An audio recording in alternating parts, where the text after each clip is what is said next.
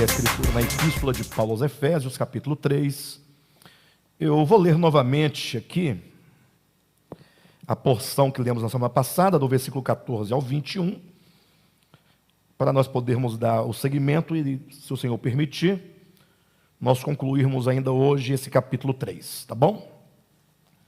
Diz assim: por esta causa me ponho de joelhos diante do Pai, de quem toma o nome toda a família, tanto no céu como sobre a terra, para que segundo a sua riqueza, ou para que segundo a riqueza de sua glória, vos conceda que sejais fortalecidos com poder, mediante o seu Espírito no homem interior, e assim habite Cristo no vosso coração pela fé, estando vós arraigados e alicerçados em amor, a fim de poderdes compreender com todos os santos qual é a largura e o comprimento e a altura e a profundidade, conhecer o amor de Cristo que excede todo o entendimento, para que sejais tomados de toda a plenitude de Deus.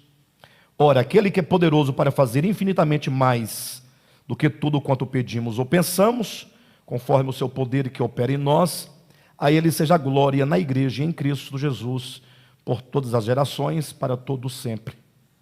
Amém.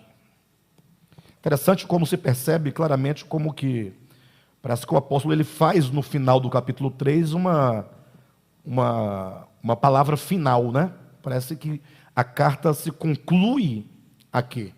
Aqui é como se ele fizesse uma doxologia, um encerramento, palavras de adoração, louvor e glória, como se encerrasse aqui a carta, mas segue-se ainda mais 3 capítulos, o que dá a entender claramente que no capítulo 3 encerra-se a primeira parte dessa epístola e o capítulo 4 começa, portanto, a segunda parte. A primeira parte geralmente voltada à questão ortodoxa, né?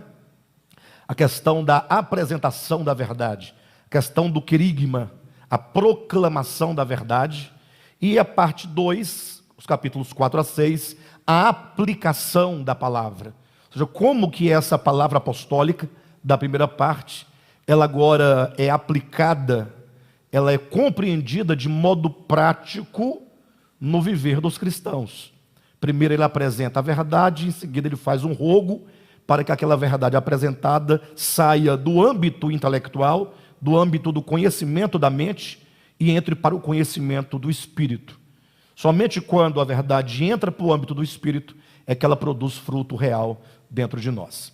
Interessante como que no capítulo 3, do 14 ao 21, só revisando com os irmãos aqui, o apóstolo ele começa no versículo 14, dizendo que ele orava, portanto, para que a igreja de Éfeso, assim como todos os leitores dessa carta, porque as cartas não se destinam única e exclusivamente a alguma igreja, mas tem apenas um destinatário imediato, mas enquanto verdades do Evangelho, ela se perpetua por todas as gerações, mas Paulo diz que se colocava de joelhos, né, diante do Pai, de quem toma nome toda a família no céu e sobre a terra, para que segundo a sua riqueza de glória, o Senhor nos conceda que sejamos fortalecidos com poder, mediante o seu Espírito no homem interior.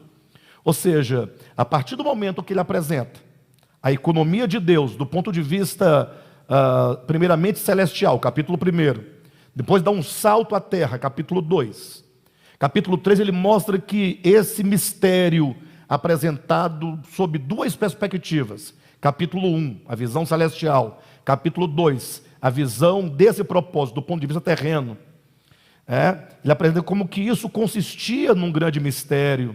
Ou seja, o fato de Deus ter um supremo propósito, ou que seja, ter um propósito eterno, que inclui a salvação dos judeus e dos gentios, quebrando toda a ideia da parede da separação, quebrando o problema da inimizade, tirando o problema dos rituais específicos do judaísmo, os problemas legais da lei de Moisés, para que o Cristo de Deus seja Ele próprio, não somente o justo, mas o justificador de todo aquele que exerce fé nele.